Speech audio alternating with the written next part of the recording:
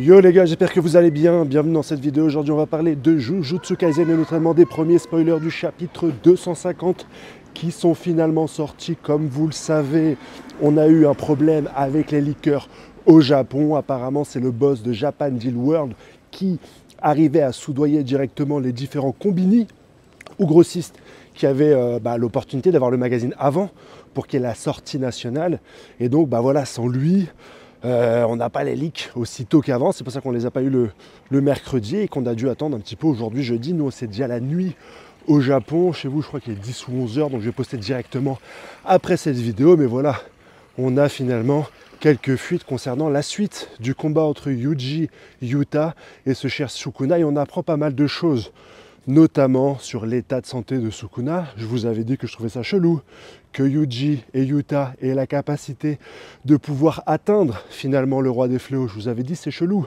Et là, on a quand même des explications. Sukuna a des séquelles par rapport à son combat avec Satoru Gojo qui a réussi à le blesser. Il n'est pas capable de faire son extension de territoire.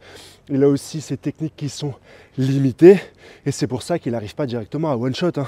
Les deux personnages, je vous ai expliqué un petit peu dans mes différentes vidéos que leur power-up était un petit peu abusé. Ils affrontaient quand même le roi des fléaux qui est là depuis 1000 ans, qui est vraiment le Deus Ex Machina de l'œuvre. Et voilà, les deux petits jeunes, je trouvais ça un peu chelou, qu'ils aient la capacité un petit peu de pouvoir affronter à armes égales, ou en tout cas à tenir contre ce cher Sukuna. On apprend aussi un petit peu que Yuta s'était préparé à ce combat puisqu'il a volé la technique de pas mal de monde dans Jujutsu Kaisen. Il a volé la technique des gens qu'on a vus, de Charles qui lui permet de voir dans le futur, de la personne qui fait les voix là et qui s'exprime uniquement avec des noms de nourriture, je ne me rappelle plus de son prénom, ou encore des deux humains possédés qu'il avait affrontés. Vous savez, celui qui avait la coupe d'Elvis Presley et la meuf qui était capable de distordre un petit peu l'espace et de se cacher derrière ce qu'il prenait pour du ciel, qu'elle arrivait à sortir un petit peu comme des couettes. Ça va lui permettre un petit peu d'atteindre Sukuna, de lui mettre plusieurs coups. Yuji aussi va aider. On en apprend un peu plus sur sa technique. Il va être capable d'attaquer un petit peu la séparation ou la limite, la frontière entre l'âme de Sukuna et l'âme de Megumi. Megumi qui est fondu, enfin qui est transféré au fond de l'âme de Sukuna. Sukuna avait fait ça grâce au bain, mais également en tuant le corps de sa sœur avec la technique des 10 ombres, donc la technique de son frère. Et donc voilà, il est au plus profond et Yuta est capable un petit peu de remédier à cela. Il est capable de briser la frontière entre les deux âmes ou tout du moins de l'attaquer. Donc c'est ce qu'il va faire directement en touchant Sukuna. Il va lui faire une clé de bras. Mais en fait, ce qu'il veut surtout, c'est de réveiller Megumi pour que, j'imagine, Megumi puisse affronter Sukuna de l'intérieur.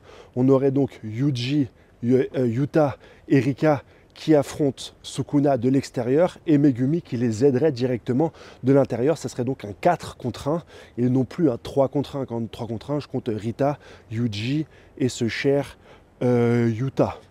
On devrait normalement avoir peut-être un scan en rapport avec la Saint-Valentin et l'amour qu'il peut y avoir entre Rika et Yuta. C'est ce que j'ai lu sur Twitter et je trouvais ça hyper intéressant à développer.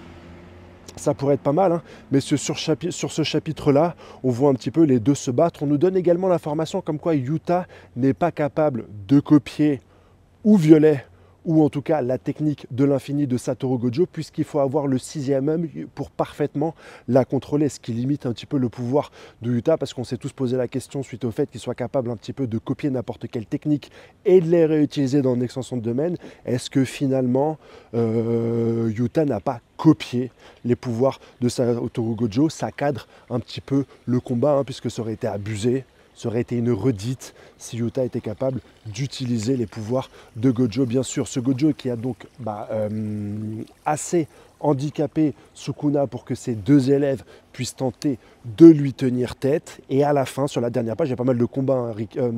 Yuta va transformer Rika en petite chauve-souris comme il avait déjà fait auparavant pour attaquer Sukuna. Sukuna va envoyer bien sûr aussi sa technique dissection contre Yuji et contre Yuta et ça va leur faire finalement que très peu de dommages. Et à la fin, on voit Yuta grâce à une pirouette assez sympa. En combinant les différentes techniques qu'il a, il va réussir bien sûr à blesser Sukuna en copiant directement son sort, en copiant directement dissection. Yuta est capable d'utiliser les mêmes techniques de Sukuna. Voilà directement pour l'intégralité des informations de ce chapitre. N'hésite pas, bien sûr, et toujours à t'abonner à ma chaîne, à liker, à mettre la petite cloche et bien sûr à commenter sur ce chapitre que j'essaie de vous faire, que j'essaie de vous donner, les informations que j'essaie de vous donner. Et bien sûr, on fera une vidéo bien plus complète quand le chapitre sortira. Passez une excellente journée. Allez, ciao, bye bye.